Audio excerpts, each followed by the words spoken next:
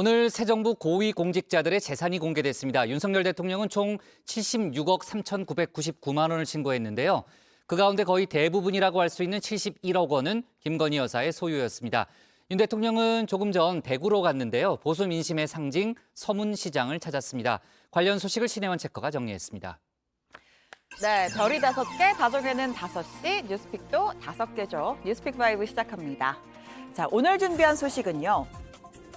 재산 공개, 그리고 대구 왔어 예, 그리고 K원전의 부활과 해지하고 큰 물로 세모녀 안치 이렇게 잡았습니다.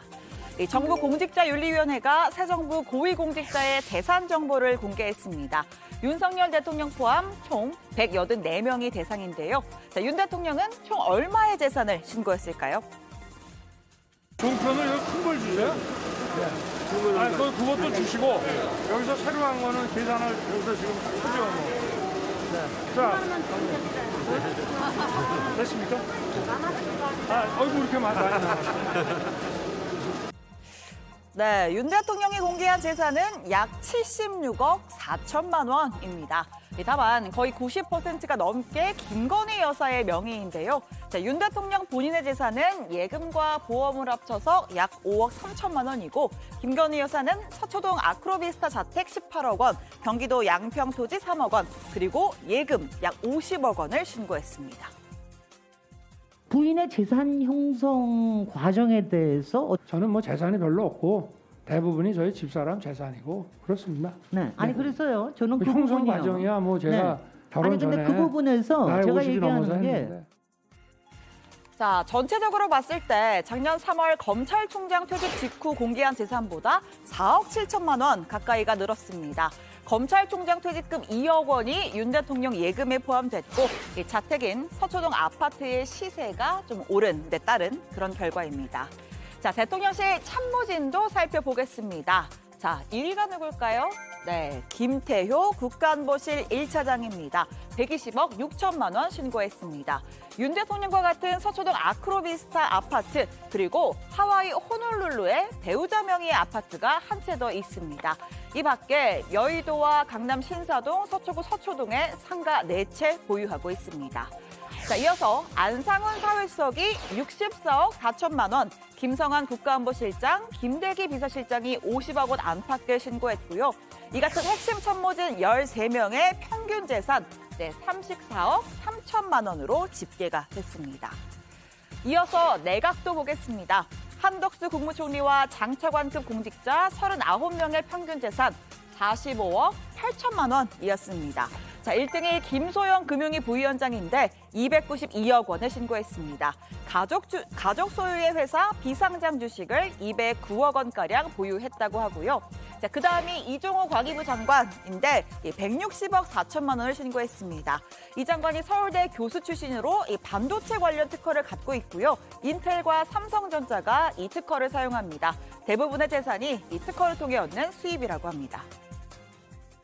한국형 발사체 누리호의 성공을 발표합니다. 대한민국 과학기술이 위대한 전진을 이루었습니다. 올해 5월 퇴임한 문재인 전 대통령도 재산 공개 대상입니다. 작년보다 3억 7천만 원 늘어난 25억 7천만 원 신고했습니다. 자, 이 중에 문 전 대통령 예금이 12억 원, 지난해보다 약 8억 원이나 늘었는데요. 경남 양산시에 있던 옛 매곡동 사저를 판 돈의 상당 부분을 예금화했기 때문입니다. 그리고 김정숙 여사는 사인간 채무 6억 원을 새로 신고했습니다.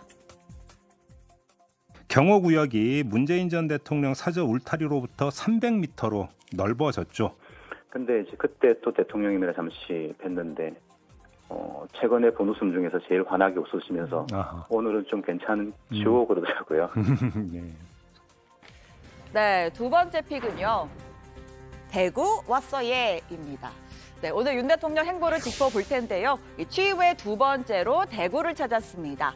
처음은 세계 가스협회 행사 때인지라 시민들을 직접 만날 기회가 적었었는데 오늘은 산업단지와 서문시장을 연달아 방문하면서 스킨십을 늘렸습니다. 메타버스 환경에서 현실 공간을 어떻게 발휘하느냐 한번 직접 시연하는 장소입니다. 이 QR코드를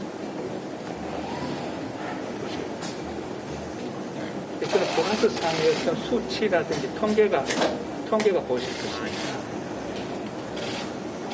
어떤 데이터가 아니 아까 잠깐 보이더니 이제 보이시죠? 네, 로봇 전문 기업 관계자들을 만나 이렇게 메타버스 체험도 해봤고요. 이어서 현장에서 직접 첫 번째 규제 혁신 전략 회의를 주재했습니다.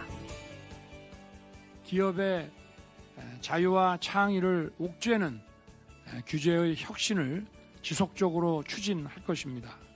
현실에 맞지 않는 그 법령 한 줄, 이 규제 하나가 기업의 생사를 갈릴 수 있습니다. 이것은 어떤 이념과 정치의 문제가 아닙니다. 철저하게 현실의 문제입니다. 자, 이어서 보수 진영 정치인들에게 상징적 공간이라고 할 수 있는 서문시장으로 발길을 옮겼습니다. 한 4개월 전인가요? 아직 취임하기 전에 당선인 신분으로 서문시장을 찾은 적이 있었는데 그때 그 특유의 어퍼컷 세레머니를 선보이기도 했었습니다. 이후에 달성으로 가서 전직 대통령 박근혜 씨를 만났을 땐 이런 이야기도 했습니다. 대통령께서도 힘들 때마다 서문시장 가서 길을 받으셨는데 당신께서도 서문시장을 갔더니 길을 받은 것으로 기운이 났다 이렇게 말씀을 주셨고. 자, 그럼 오늘도 기충전에 성공했을까요? 자, 윤 대통령이 시장 입구에 도착하자 환성과 박수가 쏟아졌습니다. 윤 대통령도 밝은 미소로 손을 잡거나 주먹 인사를 하면서 화답했고요. 중간중간 양손을 번쩍 들어 보이기도 했습니다. 짤막한 즉흥 연설도 가졌습니다. 전통시장은 민심이 모이는 곳이고 민심이 흐르는 곳입니다. 그것들을 제가 오늘 또 다시 한번 잘 챙겨보고 가겠습니다. 여러분 정말 고맙습니다. 제가 어려울 때도 우리 서울시장과 대구 시민 여러분들 생각하면 힘이 납니다, 여러분. 오늘 제가 기운 받고 가겠습니다. 고맙습니다. 네, 그냥 돌아갈 순 없죠. 이 숨은 민심도 듣고 상인들 격려도 하는 일석이조 재래시장 쇼핑 타임입니다. 이불도 사고 운동화도 사고 멋진 모자까지 하다 장만했습니다. 중간에 시민들과 함께하는 셀카 타임은 덤이고요. 안녕하세요. 안녕하세요. 사장님이 좀 설명해 주시고요. 사장님께서 추천 좀 해주세요. 아, 이거? 이거도 괜찮네. 멋있다. 그죠?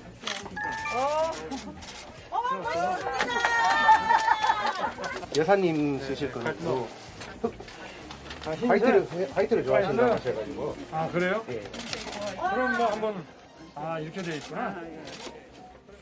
네, 최근 몇몇 여론조사에서 윤 대통령 지지율 2주 연속 상승세 그렸었습니다. 바닥을 찍었던 건가 싶었는데 아직 안심하기엔 일러 보입니다. 자, 오늘 공개된 갤럽 조사인데요. 오히려 아주 소폭 하락하는 결과가 나왔기 때문입니다. 긍정평가가 27%, 부정평가가 64%로 이 긍정평가가 전주 대비 1%포인트 하락했습니다. 자, 오늘 서문시장에서 길을 받긴 했지만 보수층도 그리고 TK 민심도 심상치가 않습니다.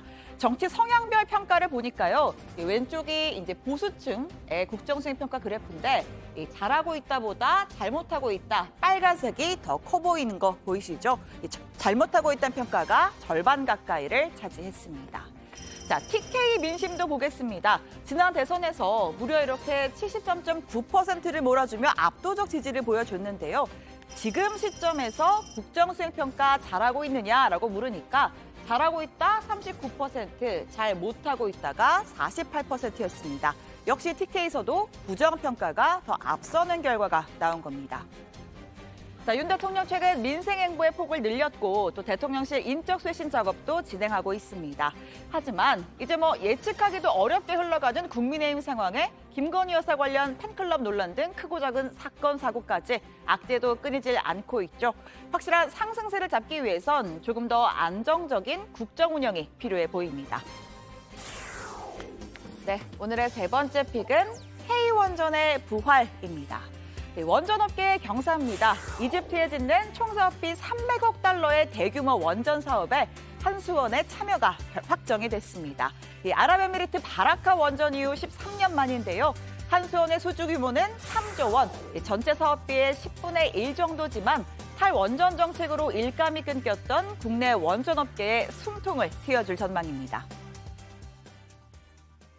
우리나라밖에는 사막의 원전을 건설해본 나라가 없어요. 러시아마저도 우리나라의 기술력을 믿고 따를 수밖에 없다라는 걸 증명한 게 아닌가 싶습니다.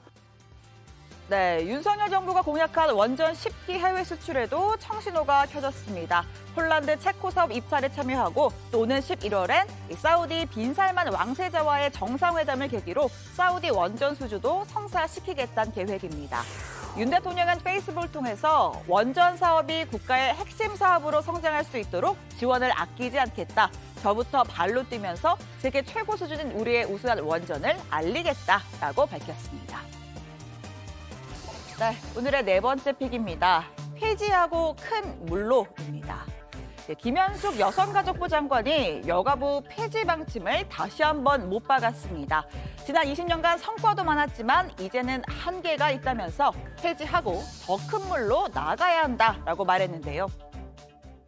지금 현재 상태로서의 여성가족부에 대해서는 다들 만족하지 못하시는 거예요. 일단 좀 확실한 변화가 좀 필요했으면 좋겠다는 의견이 참 많았습니다. 여성에 대한 기능, 청소년에 대한 기능, 가족에 대한 기능이 김 장관은 폐지 논의를 밀실에서 했다는 야당의 주장도 반박을 했습니다. 참석자들의 자유로운 발언에 제한이 될 수 있어 회의록을 따로 쓰지 않았을 뿐 핵심적인 내용은 이미 국회에 제출했다고 설명했습니다. 네, 오늘의 마지막 픽입니다. 새모녀 안치입니다. 질병과 빈곤에 시달린 끝에 스스로 세상을 떠난 수원 새모녀. 시신을 인도할 유족이 없는 무연고자인지라 수원시가 대신 공영장례를 치렀습니다. 오늘이 발인이었고요. 새모녀의 유골은 수원 연화장에 나란히 안치됐습니다. 마지막까지 자리를 지킨 공무원 몇몇이 고인들의 마지막 가는 길을 기렸다고 합니다.